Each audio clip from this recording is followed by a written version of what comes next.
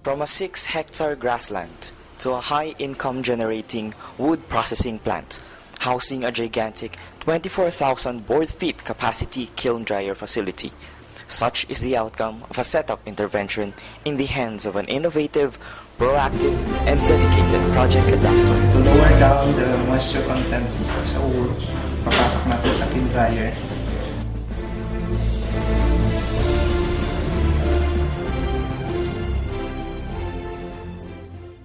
Kasi ang kiln dryer, yun yung pinaka-bottleneck ng operation natin.